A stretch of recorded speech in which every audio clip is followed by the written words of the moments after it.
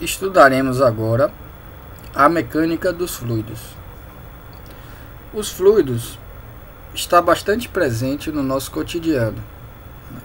Nós bebemos, respiramos, nadamos. Bom, os fluidos eles são responsáveis pelos climas. Os fluidos estão presentes na nossa circulação.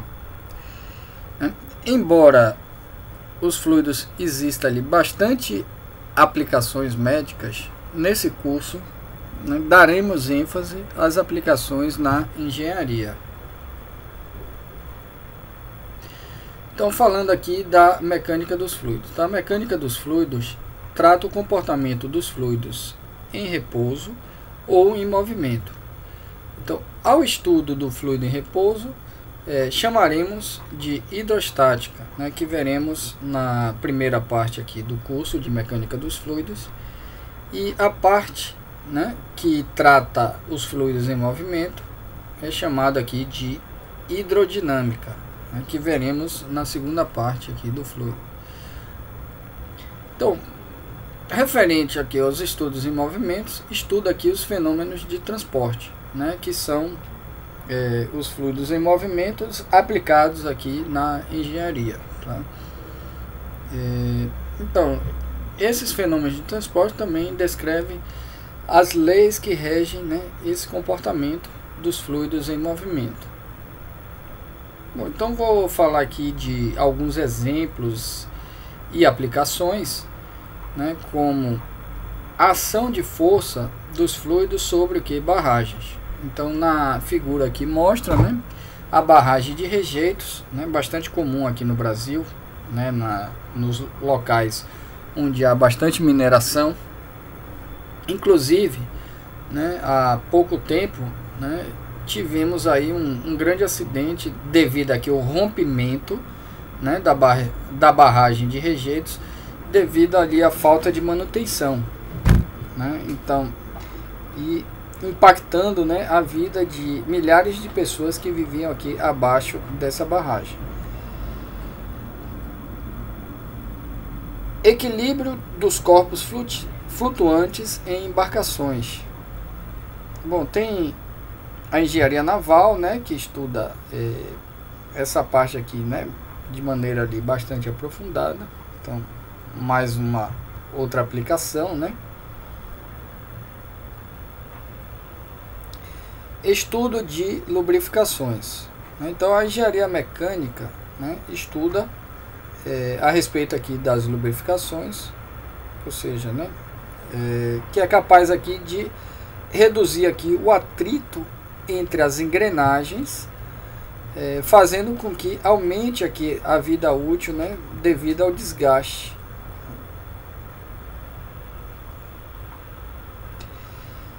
Cálculo de máquinas hidráulicas, como por exemplo bombas, turbinas, caldeiras. Então, na foto de cima aqui mostra as turbinas aqui, que são geradas quando se produz aqui energia elétrica, através das usinas hidrelétricas.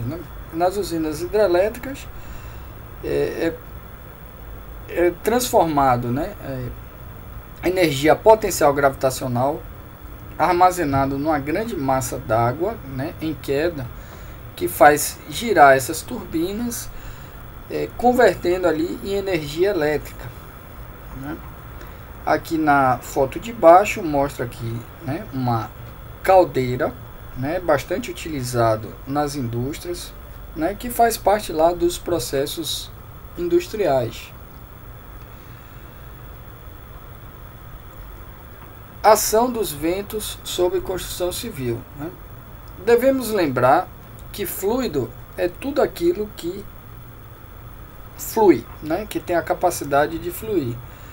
Então, os líquidos e gases são considerados fluidos. Então, por isso que você estuda também aqui a respeito da ação dos ventos. Então, na construção civil, é levado em consideração a ação dos ventos sobre ponte, prédios e casas. Aplicações hidráulicas, como por exemplo elevador hidráulico, né? Mostrado aqui na foto, né? Utilizando aqui um princípio hidráulico, né? Para fazer, né, o funcionamento aqui do elevador. Automação na indústria utilizando aqui sistemas pneumáticos. Então, o princípio básico de um sistema pneumático, né, tem, né, como base o que a gente vai ver aqui nos fundamentos, né, da mecânica dos fluidos.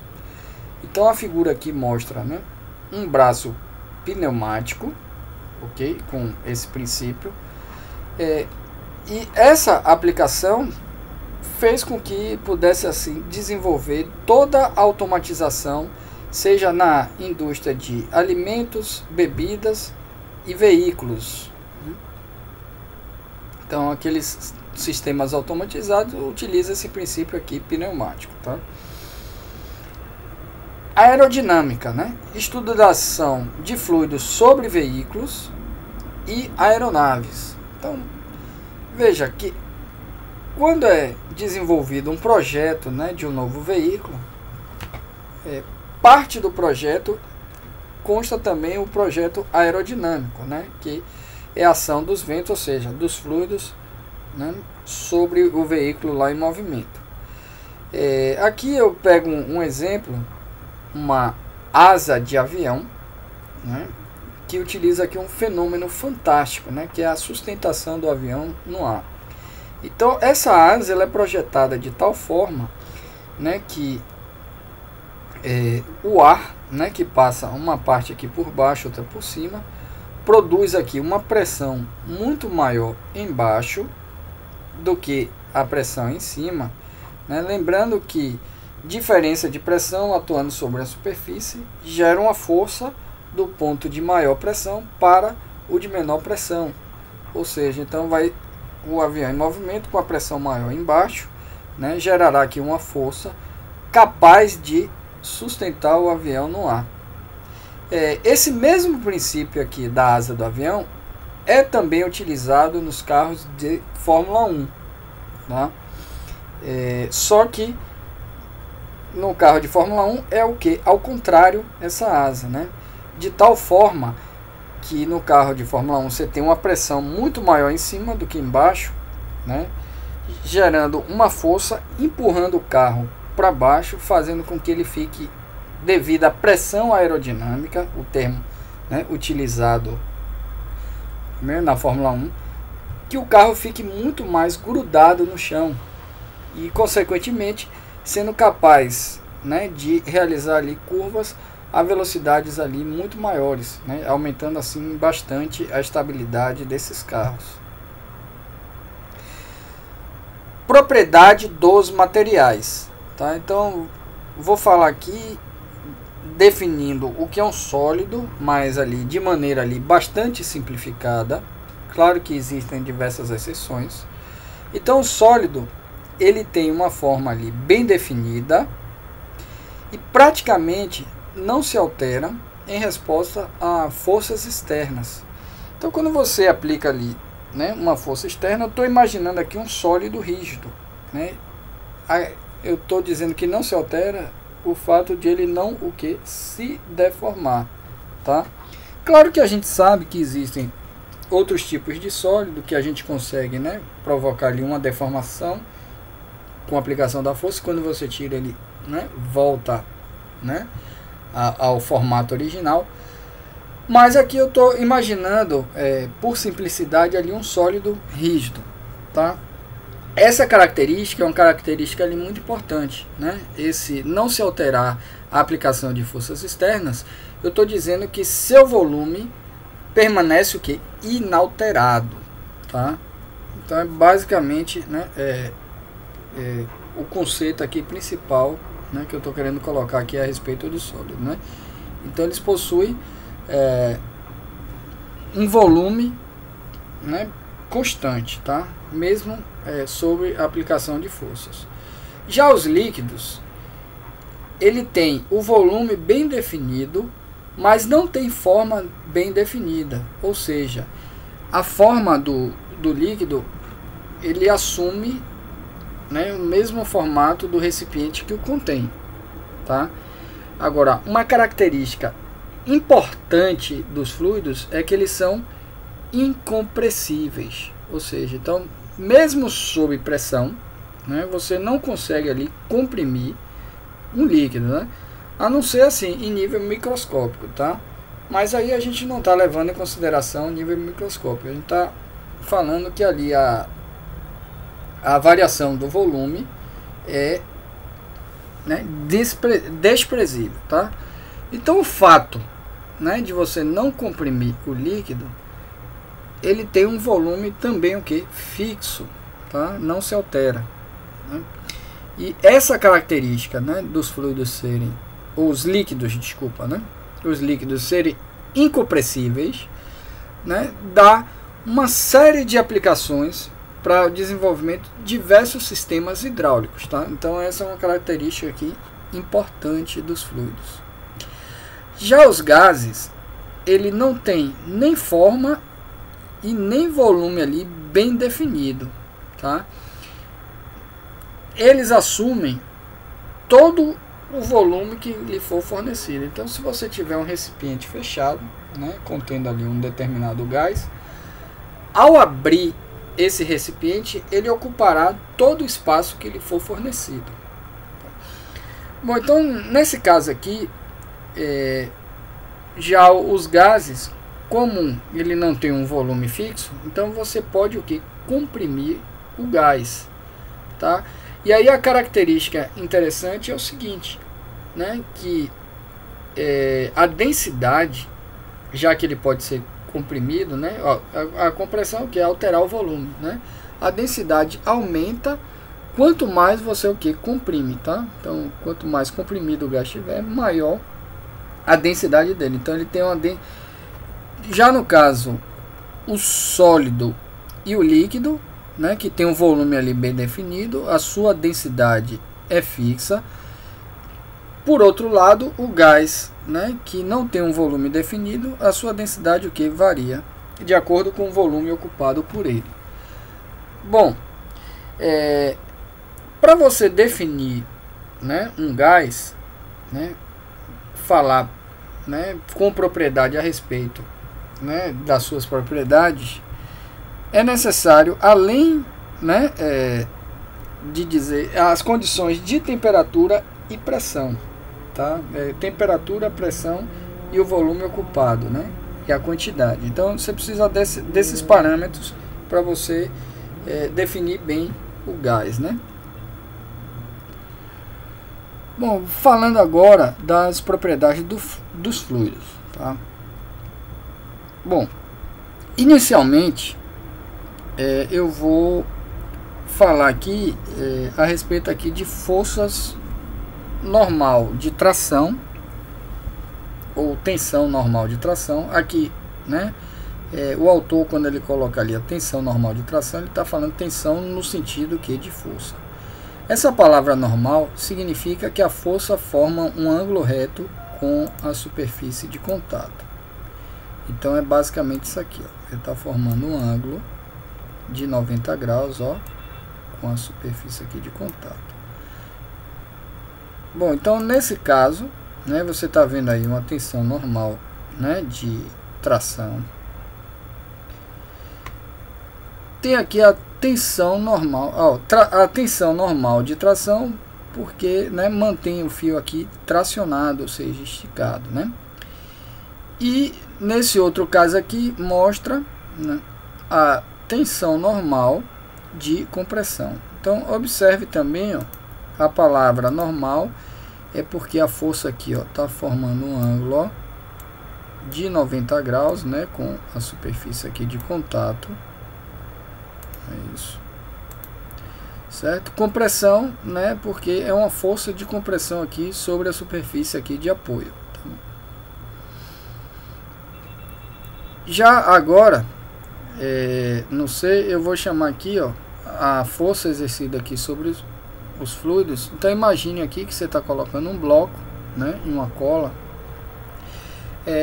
Imaginemos que essa cola aqui ela ainda está fluida, não totalmente fresca, mas, né, e também não está ali completamente ali solidificada, né, está no processo ali de secagem. Então, se eu deixo esse bloco aqui, né, apoiado aqui, devido à ação aqui do peso, então suponho que ele começa ali a escorregar ali bem devagarinho, tá?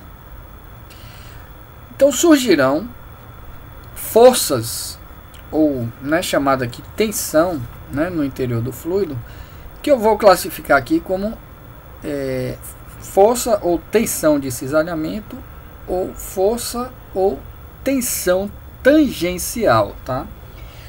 Bom, essa palavra aqui, ó, na física, tangencial, no sentido aqui de força, o que é uma força aqui tangencial?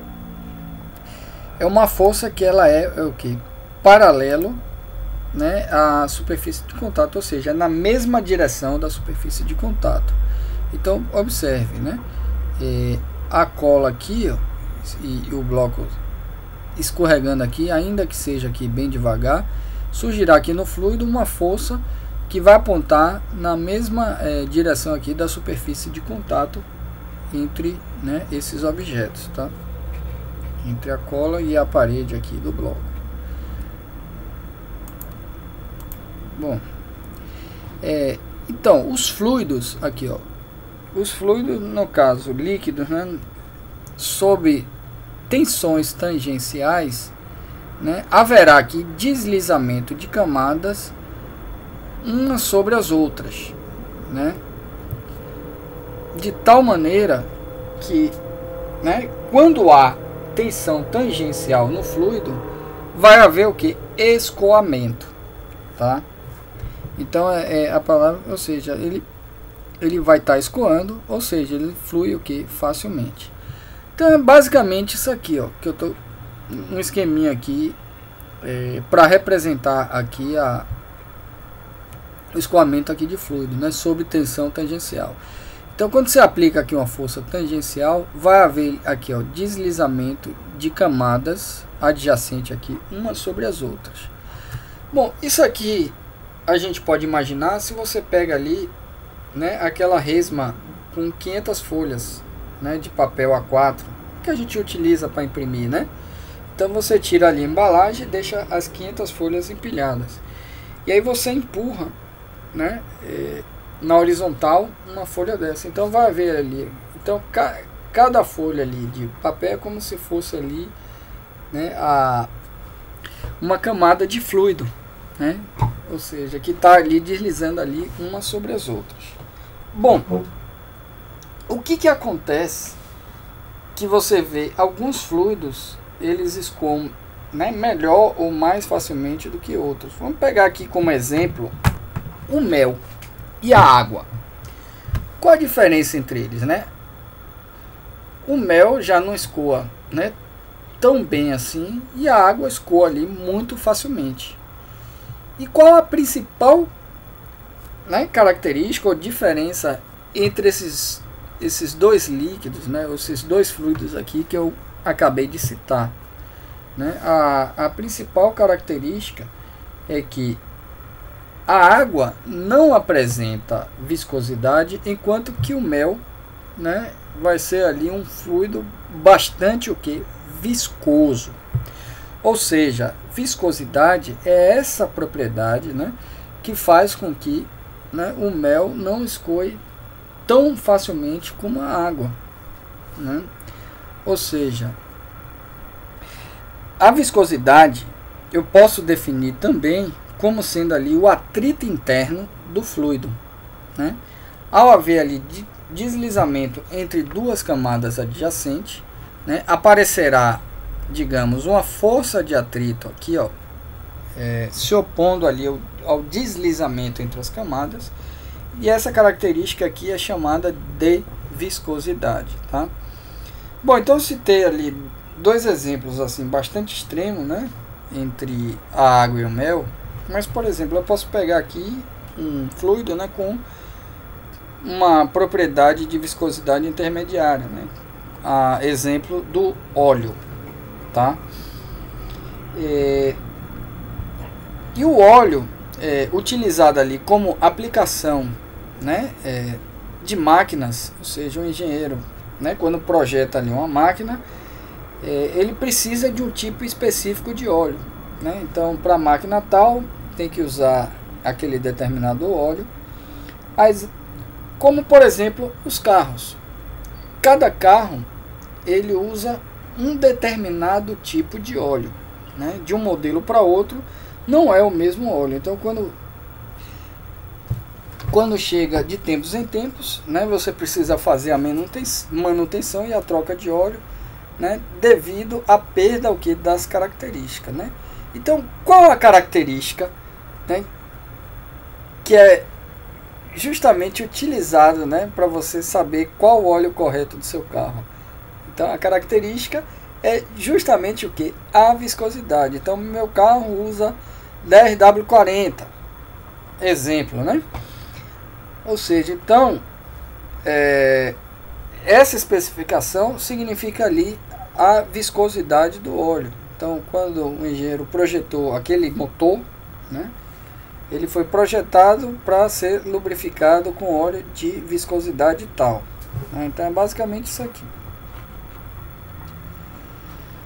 Bom, voltando aqui, né, como eu falei aqui, a característica aqui da viscosidade, né, ou, né, quando eles estão submetidos aqui à tensão de cisalhamento, né, então a facilidade que uns têm a mais do que o outro é dessa característica aqui de viscosidade, tá? Então, uma coisa importante aqui, né, para que, né, fique claro para vocês é o seguinte, né, nesse caso aqui, ó, o corpo aqui, ó, sujeito a uma tensão normal, está aqui em repouso. Esse outro corpo aqui sujeito a tensão normal está em repouso, né? Aqui, ó, se o fluido, né, se a cola tiver aqui de maneira aqui fluido, se ele estiver sob tensão aqui, ó, tangencial ou cisalhamento, que são sinônimos, significa que o fluido vai estar o que? Escoando, né? Vai estar havendo deslizamento de camadas adjacentes umas sobre as outras. Então, é importante, né, fixar esse conceito, né? Então, fluidos sob tensão normal, né? Então, o fluido está em repouso quando existe nele apenas o que? Tensão normal, né? Se houver tensão de cisalhamento, né, ou tensão tangencial, então o fluido ele vai estar o que? Escoando, tá? Então, isso aqui é importante saber, mas lá na frente discutiremos a respeito, né, desse conceito que eu estou chamando a atenção aqui. Densidade, também, né, conhecido como massa específica, tá? E a densidade é essa relação aqui, ó. É a massa do corpo dividido pelo volume do corpo, tá? Então, a densidade aqui eu vou definir pela letra grega aqui, chamada ρ, né? Esse M aqui é a massa do corpo, ou fluido, né? E o V é o volume ocupado pelo corpo ou ocupado pelo fluido, né? Então, a densidade é dado por essa relação aqui, tá? Massa dividida aqui por volume, tá? Então, pode ser a massa, né, do fluido dividido pelo volume ocupado do fluido, ou a massa do corpo dividido pelo volume ocupado do corpo, tá? Bom, dessa definição, a gente tem o seguinte, né? No sistema internacional, a medida aqui de densidade, né, eu vou utilizar o seguinte, que é quilograma por metro cúbico, né, onde a massa aqui ela é medida, né, em quilograma no sistema internacional, e o volume no sistema internacional é medido aqui em metro cúbico, tá? Uma outra unidade também bastante utilizada é também, ó, grama por centímetro cúbico, né? Embora, né, essa unidade possa nos enganar, mas assim, 1 grama para cada centímetro cúbico é 1000 vezes maior do que a unidade de densidade no sistema internacional, que é quilograma por metro cúbico. Bom, porque é o seguinte, o que é que significa uma densidade de 1 kg por metro cúbico? Então, vamos lá, eu vou tentar aqui desenhar. Então, imagine aqui um cubo, certo?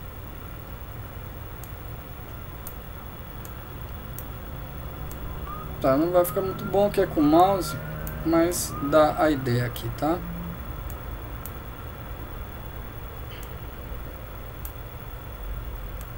Assim, né? Então você tem aqui o da frente, o do fundo lá, né? Aqui. Bom, então você tem um cubo aqui. Nesse cubo aqui, o que é que a gente tem? O volume de 1 metro cúbico, né? Você vai ter assim, ó, 1 metro aqui, né? Aqui vai ser o que? 1 metro. Opa! Essa frente aqui vai ser o que? 1 metro, né? Vai ter aqui 1 metro aqui também, ó, profundo, 1 metro. Tá vendo aqui? E vai ter aqui também a altura aqui de 1 metro. É uma caixa cúbica com as dimensões aqui 1 metro em cada um aqui, tá? Bom, então um corpo que tem essa densidade, ou seja, ele vai estar ocupando todo esse volume aqui, né? Então imagine um corpo que ele tem 1 metro aqui, ó, dessa largura, 1 metro aqui nesse comprimento e 1 metro aqui de altura, tá? Então um corpo desse tamanho, 1 metro por 1 metro por 1 metro, ter a massa de 1 kg. Então aí eu pergunto para você, que corpo tem, né, essa densidade? Eu acho que nem o algodão, né? Se você colocar lá 1 metro cúbico lá, ocupado ali por algodão, com certeza deve dar mais de 1 kg ali de algodão. Já essa medida aqui, você vai desenhar também o mesmo cubo. Não vou me arriscar de novo aqui. Pequenininho aqui, ó, um cubo, né? 1 centímetro aqui, né? No comprimento, 1 na largura e 1 centímetro na altura, tá? Um corpo que tem esse tamanho, ó, 1 centímetro por 1 por 1, né? A massa dele, ocupando esse volume, terá o que? 1 grama, tá? Se você fizer a relação ali, ó, 1 quilograma equivale ao que? 1000 gramas, tá? Então você vai pegar 1000 e 1 metro cúbico equivale a 1 milhão de centímetros cúbicos. Então, para você transformar, você vai pegar o que? Aqui, ó, 1000 gramas e dividir por 1 milhão de centímetro cúbico. Então, 1000 dividido por 1 milhão vai dar o que? 10 a menos 3. Então, se eu transformar aqui, ó, de grama para o grama por centímetro cúbico para quilograma por metro cúbico, eu tenho que dividir por 1000. Ou seja, né, isso mostra que essa unidade aqui é 1000 vezes maior, tá? O peso específico é a massa específica multiplicado pela aceleração da gravidade. Bom, no caso aqui, ó, lá da, né, física mecânica, vocês sabem que o peso é definido como massa vezes gravidade, tá? O peso específico vai ser o que? A massa específica, né, vezes a gravidade, tá? Ou, né, eu defini a massa específica como densidade, então, ou seja, então vai ser o que? Densidade vezes gravidade, tá? E essa letra aqui, que eu defini aqui o peso específico, eu estou chamando de μ, tá? É a letra grega μ. No sistema internacional, a medida aqui do peso específico, observe, né? A densidade a gente acabou de ver, que era quilograma dividido por metro cúbico. E a gravidade é uma aceleração, né? A aceleração da gravidade, que no sistema internacional é medido por metro por segundo ao quadrado, né? Se você, ó, cancelar esse metro com o cubo aqui, né? Isso aqui, ó, no sistema internacional vai ser 1 kg dividido por metro quadrado vezes segundo quadrado, tá? Bom, então tá aqui a tabela que mostra aqui a densidade de diversos materiais.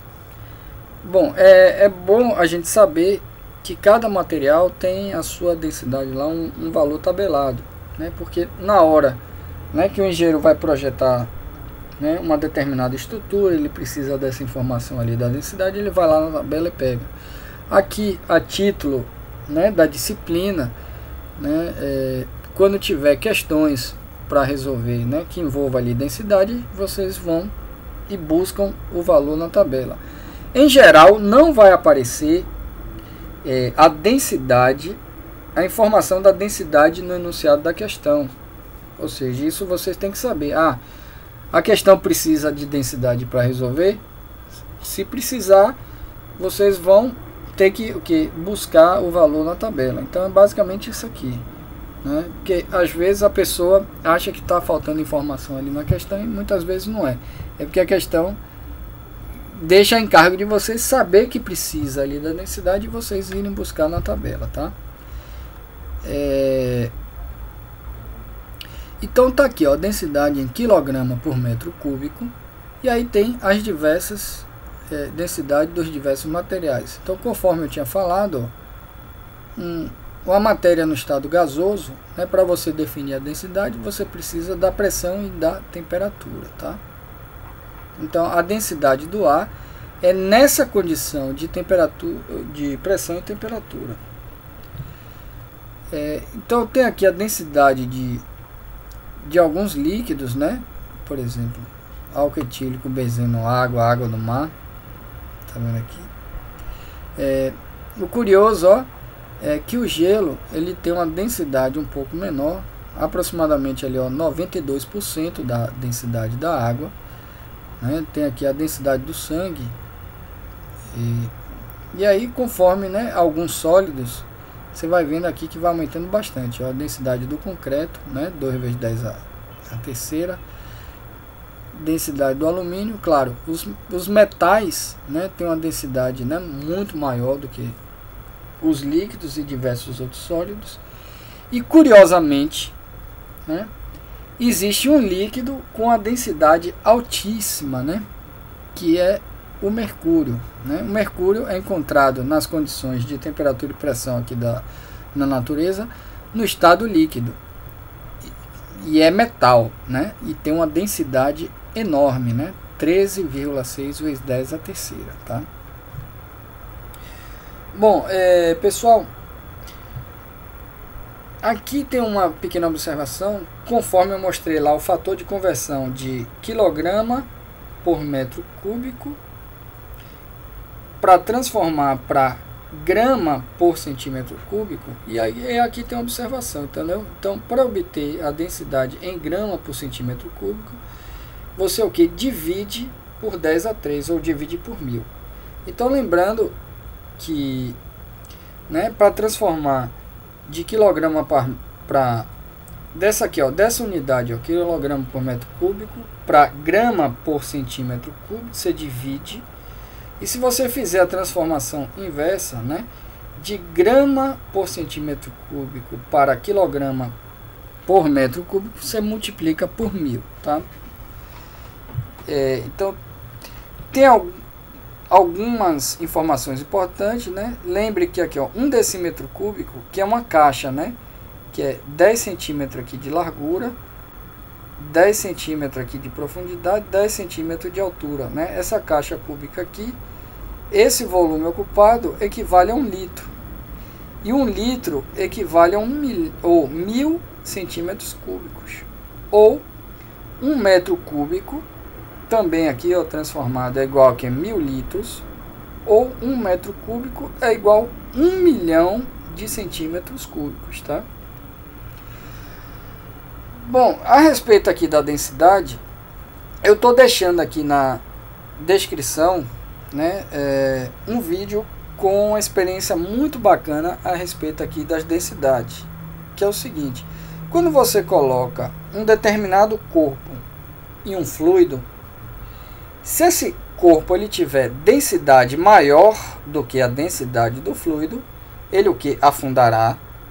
Se ele tiver densidade menor do que o fluido, ele o que? Boiará. Então, não deixe de assistir, que esse vídeo é uma complementação para os conceitos, né, que estamos abordando aqui. Veja lá na descrição. Tem também a chamada o que? Densidade relativa, né?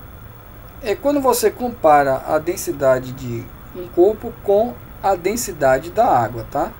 Então você tem assim, ó, a densidade relativa de um material, ou massa específica relativa, é a razão, ou seja, divisão entre a densidade do material e a densidade da água a 4 graus Celsius. Aí você vai me perguntar, pô, e precisa definir a temperatura, né? Então esse gráfico aqui, ele foi colocado aqui de maneira rigorosa, né, levando-se em conta a dilatação ou a expansão térmica da água, tá? No caso aqui, ó, você tem, né, a densidade, porque a densidade é aquela relação massa dividido por volume, né? Quanto menor o volume ocupado, se você manter a mesma massa, o que é que acontece? A densidade o que? Aumenta, né? Se o material expande, ele vai ocupar um volume maior, né? Massa dividido por volume, ou seja, massa dividido por um número maior, a densidade o que? Diminui, tá? Bom, então aqui mostra, né, o comportamento da densidade da água em função da temperatura, mas assim, o gráfico real, né, sem esse aumento de sensibilidade, você veria aqui uma densidade que praticamente o que? Constante, tá? Bom, então por que eu estou vendo uma curva aqui? Porque nessa escala aqui, ó, tá vendo aqui, foi aumentado enormemente a sensibilidade. Ó quantos algarismos tem aqui de sensibilidade, tá? Então tem, ó, 1, 2, 3, 4, 5 algarismos significativos, tá? Ou seja, né, tem uma sensibilidade aqui na escala, na variação de 0,01%. Ou seja, então, se você aumentou bastante a sensibilidade aqui, então qualquer variação mínima, isso aqui foi o que? Notado e percebido aqui no gráfico, tá? Então é basicamente o seguinte, então a água tem um volume mínimo ocupado a 4 graus Celsius, tá? Aí conforme você aumenta a temperatura acima desses 4 graus, a água ela começa o que? Se expandir, ou seja, dilatar termicamente. O resultado é que quanto mais expande, a densidade aqui, ó, vai diminuindo, tá?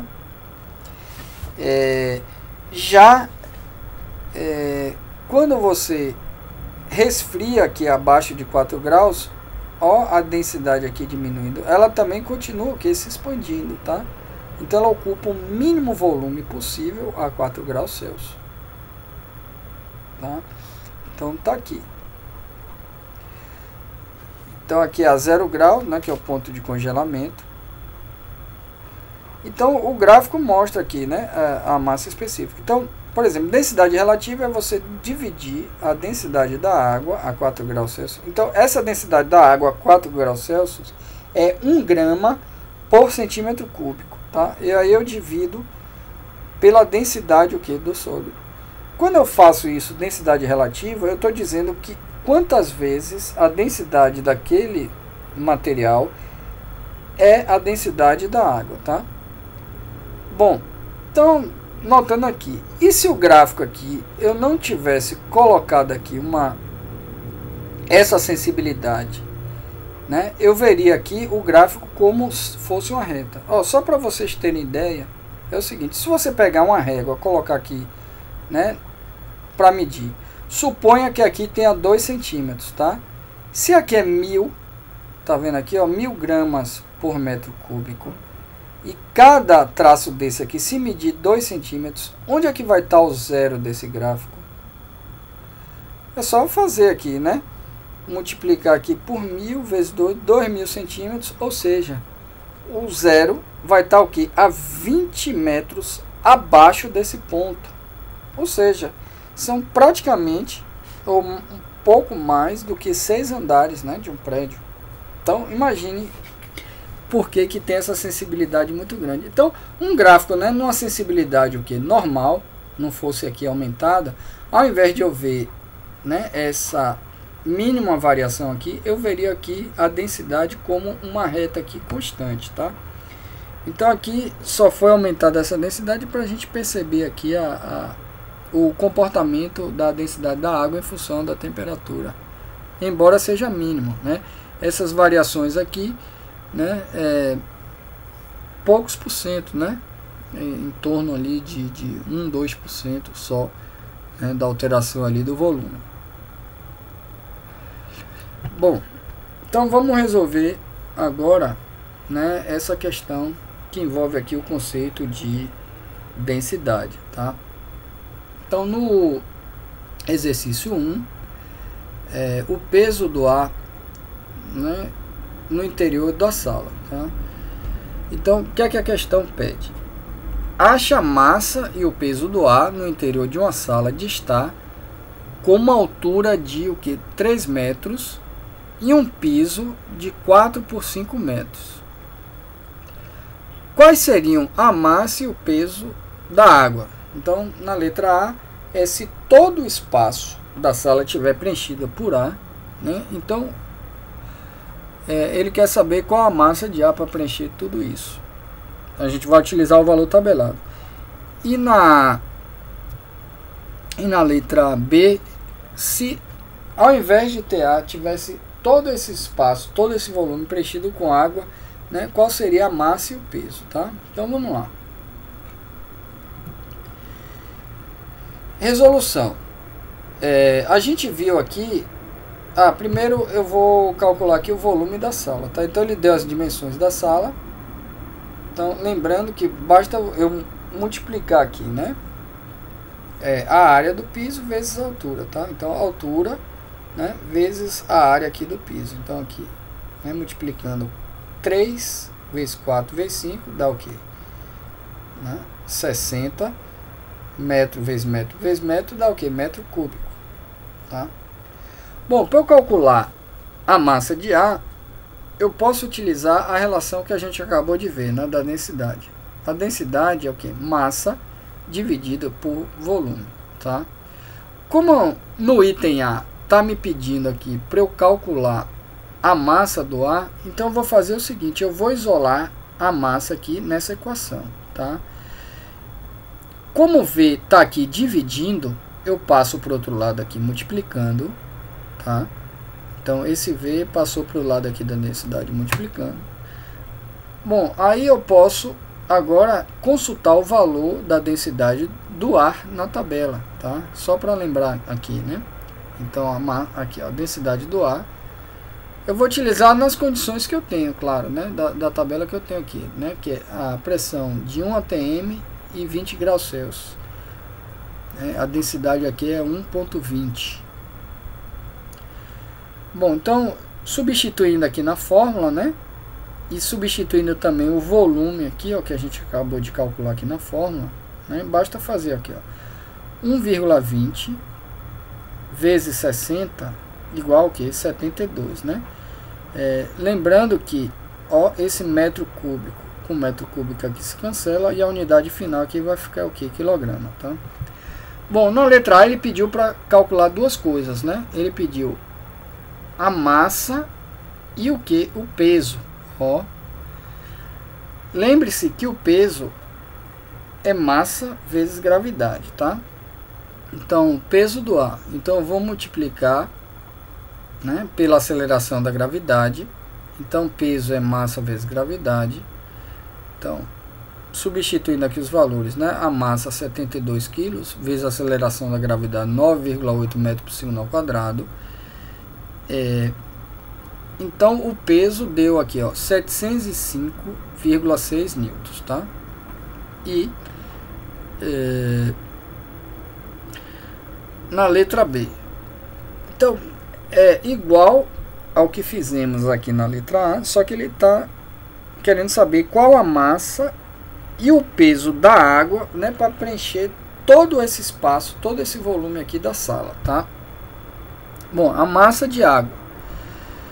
Então eu vou utilizar a mesma fórmula, ou seja, massa é igual a que? Densidade vezes volume, tá? Então a massa vai ser o que? A densidade da água.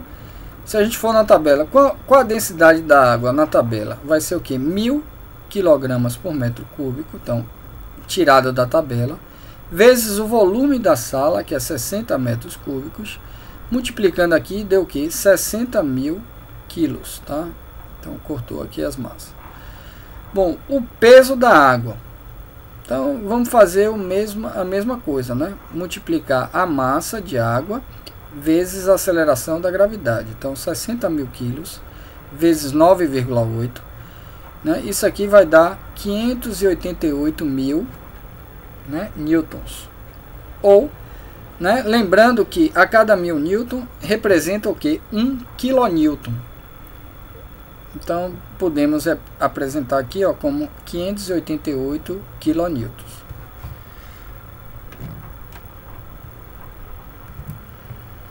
Pessoal, aqui existe uma tabela, né, de conversão de unidade, tá? Então observe como utilizar essas tabelas aqui. Então suponha que eu queira que aqui, ó, centímetro, metro, quilômetro, aqui é polegada, é IN, esse aqui é pé, FT, e aqui é milha, né, MI, tá? É que não ficou destacado o ponto aqui, mas é exatamente isso aqui, tá? Então, se eu quiser fazer aqui uma transformação, por exemplo, eu quero saber quantas milhas vale 1 quilômetro. Então, eu venho aqui na coluna de milha, desço aqui até a unidade, e aí depois eu ando até a casa de o que? Quilômetro, tá? Então, né, desci aqui, então 1 milha equivale a 1,609 quilômetros. Bom, então suponho agora, vamos fazer a transformação inversa, né? Eu quero saber 1 quilômetro, quantas milhas valem. Então eu venho aqui na coluna de quilômetro, desço até a unidade e ando até a outra unidade que eu quero transformar, que é em milha, aqui, ó. Então 1 quilômetro equivale a 0,6214 milha, né? Ou por exemplo, né, se eu quiser transformar, quantos pés tem 1 quilômetro? Então eu venho aqui na unidade e corro até aqui a casa de pés. Bom, então tá aí no material essas tabelas. A mesma lógica você pode usar, né, para conversão de massa, conversão de área e de volume, tá? Tem tanto no sistema métrico aqui decimal como no sistema inglês.